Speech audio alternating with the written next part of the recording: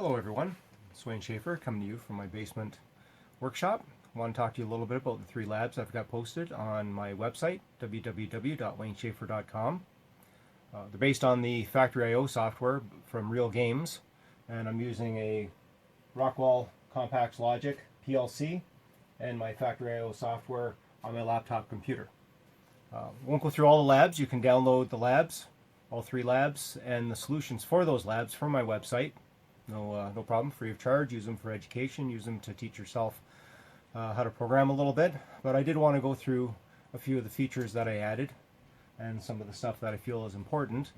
Go through the manual operation. I've already posted a video networking two PLCs together with the Factory.io software, and I can trade parts from one of the assemblers to the other. So the first lab is based on the basic assembler as provided by Factory.io software. If you take a look through their help files, you can link to their website and find a demo video. And what I do with the first lab is have the students program exactly as they've seen in the demo video. However they want to do it, whatever techniques they want to use, just try to get the assembler to work as basically as delivered. For the second lab, what they have to do is add manual operations, add indicators to show advanced return positions, and also add the manual functions as in push buttons. Right, so in the end you have a basic push button panel, basic manual operations along with the auto operations that they created in Lab 1. In Lab 3, they have to network two PLCs together and send parts from one assembly system to the other. What I have here running is Lab 3, the first part of Lab 3, where I have the first machine assembling the blue parts, sending the green parts to the second machine. I don't have the second machine set up here, but I can demonstrate the first machine and give you some ideas of what we try to do in the lab. Okay?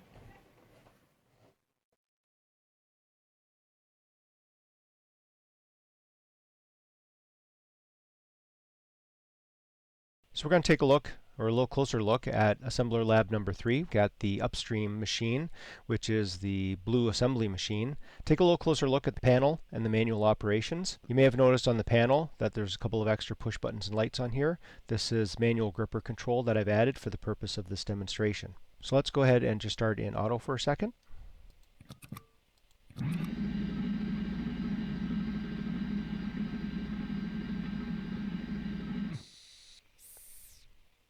I'm going to go ahead and hit cycle stop.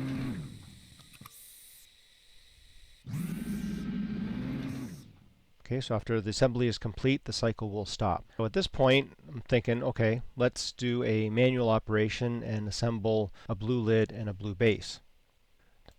Manual. I'm going to go ahead and lift the base positioner so I can get rid of this green base. And hopefully there's a blue base behind it, but let's just see what happens here. Oh, there is a blue base. So we're going to stop right there. And we're going to lower the positioner. And I'm going to turn the conveyor on just long enough, hopefully, to get this base into the positioner if I'm quick enough. A little bit more difficult on the computer simulation here. Okay, well this base is close, but not so close it's going to interfere with this base. So I'm going to go ahead and start the lid conveyor and bring that lid into the positioner. Now I'm going to go ahead and close both positioners.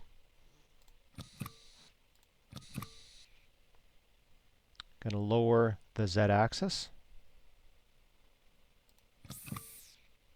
Turn the gripper on. Going to open the clamp for the lid. Raise the axis.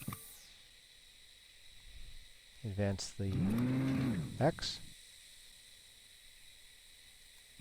Lower the Z. Turn the gripper off. Raise the Z. I'm just going to go ahead and return it. I'm going to open the clamp for the base. Is this one. And then raise the positioner for the base. Okay, now you can see that this base here is very close, and I'm probably not going to be able to stop the conveyor in time to grab that base, which helps demonstrate how difficult it could be to do a manual operation. So let's just try that. Oh, I might have stopped it in time. A jog button would be better at this point. And then I can lower the positioner again. Now in this case I've got a green lid coming in, so I'm going to have to raise that positioner and start the lid conveyor. And I could actually go through another manual operation at this point. So this is very similar to a standard machine control where you'd have push buttons and lights to show you position plus give you manual control of the operation. I did create an assortment of backlit push buttons and push buttons that theoretically aren't backlit, although they don't have that feature on Factory I/O. These are all standard backlit push buttons. I've just not used the backlight on these push buttons here and adopted these indicator lights instead. So you can have either or in industry. You can have backlit push buttons or non-backlit push buttons. It's really up to the designer on how they want their machine to operate. And really I don't have any preference necessarily, although a backlit push button would save you space on your panel. My counter is still counted to 1. Now my camera still work in this case. I could probably go into auto. Let's try that. Manual auto reset, auto, and no, because as soon as I want manual auto reset, I lost my latches here and now I've got a traffic jam. So probably in this case I'd have to e-stop and clear this traffic jam out manually.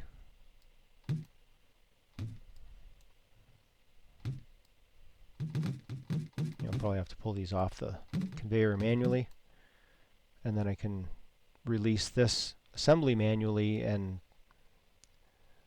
go on its way. If I tried to go back into auto, it would forget that this is there. Now that, if you wanted your system to work like that, then you'd have to create some memories so that if I was running it in manual operation, I would remember that my cameras did see a base and a lid and latched in.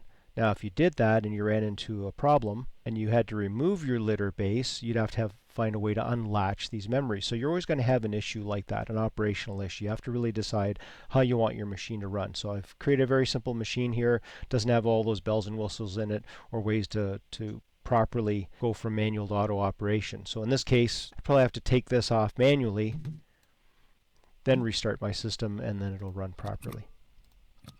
Oh, my e-stop is still in. And now it should be back to full automatic operation.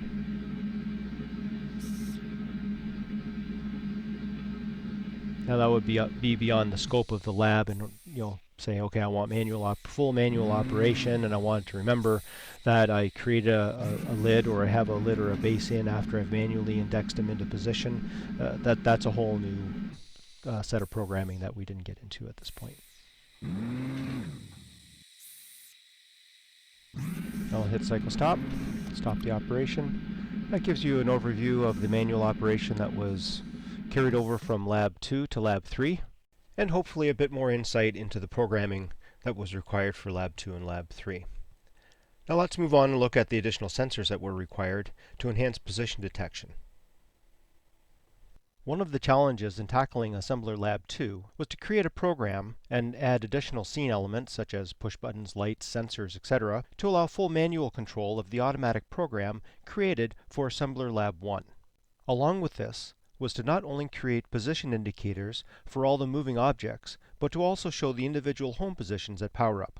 As a note, for Lab 3, this would include detection status of the cameras used to scan the different part types on the delivery conveyors. As you look at the assembler scene provided by Factory I/O, you will notice that there is not enough feedback from the simulation to achieve these goals without some modification. The actual execution is a little bit tricky, and some creativity is required when adding these components. Notice when we powered up a moment ago, we immediately received position indication for all the devices in the default or home position. Let me go ahead and start the automatic cycle, and then go to the sensors that we added to show you how we made this all work. So let's go ahead and check one of the basic positioners out.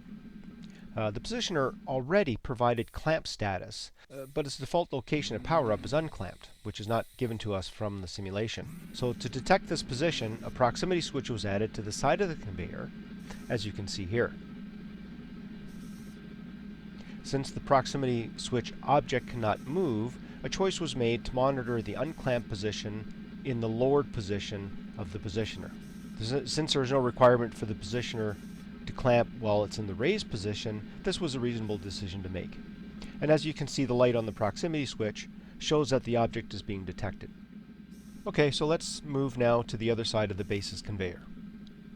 For the lowered status of the positioner, another proximity switch was added. This switch, in conjunction with the factory I/O status bit, positioner at limit, was sufficient to provide the necessary information to determine the raised status as well. If you downloaded and used the code provided on my website, however, you will notice that some memory bits were also used, but that was due to the legacy code that was part of the Lab1 auto program, and I wanted to limit the number of changes required to move from Lab1 to Lab2.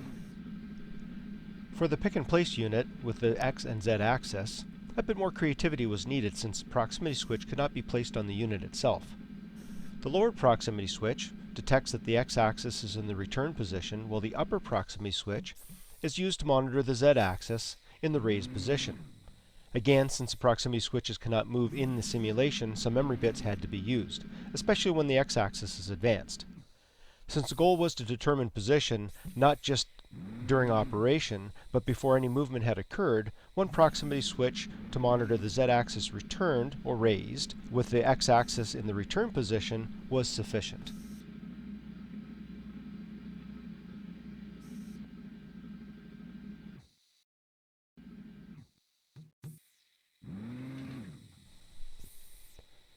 I hope this video was a worthwhile addition to all the material for Labs 1 to 3 available from my website. Please remember that one of the goals was to be able to progress from Labs 1 to 3 with a minimum number of changes to the PLC code. Also, as a reminder, the assembler demonstrated here was slightly modified to include gripper controls and status lights. Thank you for watching.